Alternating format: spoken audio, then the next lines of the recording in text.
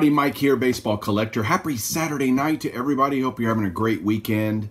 And this might be a slightly longish video because I'm going to explain a few things and talk about a couple of things. Number one, I have an announcement that on Wednesday, I'm not going to be doing Beyond Cardboard. I found out that Julie and I have a charity event that we have to go to that night. So Snoop doesn't even know yet, but I was going to have Snoop on Beyond Cardboard, and that'll have to be pushed back a week or so. So sorry about that. You can continue to look forward to it because it'll still happen, just not next Wednesday. The other thing is I wanted to go over a little bit of where we're at. This is my last mail day of the month. And so I'm now 4 months into my giant slab project where I'm getting what I call the 3 decades set. And so let me kind of explain what that is, because I'm getting a lot of questions on my comments about, what is this thing? What are you talking about? So PSA has a set registry for every Topps Hall of Famer card, and they have it broken down by decade. They have the 60s, the 70s, and the 80s. And it's not terribly consistent, but on their website, they have about 1,580 cards between the 3 decades. I went through every Topps checklist and found about, let me see, how many did I find? 264 more cards.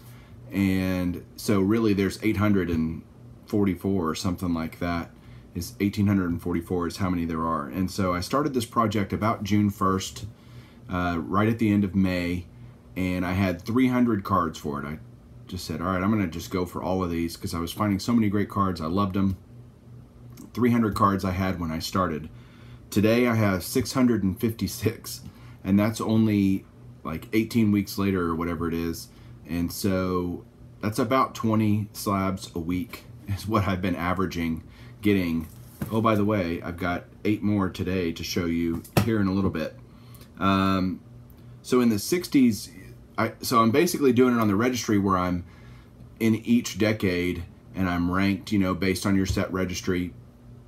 And on the 60s, I started out 11th when I first started this on June 1st, and I had 114 cards. Now I have 202 cards in the 60s, and I'm only up to 10th. So that tells you how hard it is. I've gotten, God, what is that? Almost 90 cards, and I've only moved up 1 spot. In the 70s, I started out 17th on the registry, and I had 136 cards when I first started this idea. I'm now at 201, so that's about, what is that, 65 more?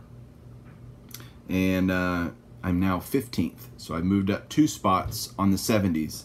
And on the 80s, apparently there's not a lot of guys that collect the 80s slabs because I started 14th and I had only 74 cards. I've added 107 cards. I'm at 181 right now, and I've moved all the way up to 4th. So I moved up 10 spots on the 80s, and as much fun as that is, I still need 1,186 cards, so lots and lots more to go. And to that end, I appreciate everybody's support as I'm going through this set and just giving me compliments and encouragement.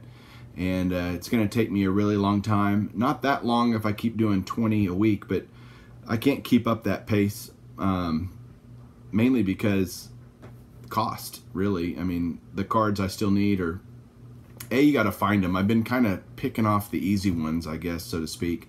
But finding them at a good price, I'm going to have to start getting a lot more patient and just wait it out. So with that being said, I'm going to show you guys the 8 slabs I got today, some of which are for the 3 decade set, some are not. So hang on 1 second and I'll show you guys what I got. All right, guys, here we go with the slabs of the day today. This one is for my 3 decade set. This is a 1984 Topps Ryne Sandberg here. Second year Ryne Sandberg, 83 was his rookie, so this is his 2nd year card. This is only a near mint to mint 8, but again, it's finding them at the right price, all that kind of stuff, or combination. I'd love to get a 9 or a 10 in this card, but not for what a 9 or a 10 costs. And so remember, I got 1,186 more slabs to buy, so got to be careful. Great card though, of an awesome Hall of Famer, Ryne Sandberg. Next up, a card for, and I got a few of these in here, for my Nolan Ryan Master Set Registry that I'm working on. This is an 87 Fleer. And God, I used to love these cards when I was a kid. I just thought the design was bold and the color and everything was just very, very, very cool. This is a mint 9 on this card. Next up, 83 Donruss, mint 9 Nolan Ryan as well. I love getting Nolans in a mint 9, especially the 80s ones. They're pretty easy to find. It's just paying up a little bit for them to get the 9s. The 10s are crazy, and so we won't be doing that unless I just get really lucky. I'm going to hold this one sideways, I guess. So this is a, let me see here. The light's kind of bad today. Let me make it a little better. Let's see. This is a 1979 Topps Batting Leaders. Rod Carew, Dave Parker. So Rod Carew, obviously Hall of Famer. This is a near mint 7, so it's a collector grade on this card. The back on these just shows the leaders. So you got all the different guys that were in the American League batting chase back in '78. Next up, a great card for Dave Winfield, 1977 Topps. Shout out to Ray from Philly again. He's doing great, by the way. I think he's up to like 991 subs. So make sure you continue to go sub to Ray from Philly if you haven't. But he's working on a Dave Winfield project where he's going to try to get all the slabs of Dave Winfield eventually. He's working on George Brett, Reggie Jackson. So there's an awesome Dave Winfield and a 7 from 77 Topps. Love this card. I really love this player. Harmon Killebrew is just a great, great player. Probably the best signature, almost the best signature of any Hall of Famer. Very clean. This is a 6.5 for this 1966 Topps. Great card here. So the next two are both of the same player, Whitey Ford. This is a 64 Topps, and even though it's a 4, I know it's kind of a low grade, but this is a really, really sharp looking card. I love how it says pitcher and coach. So I guess he was kind of pulling double duty back in '64.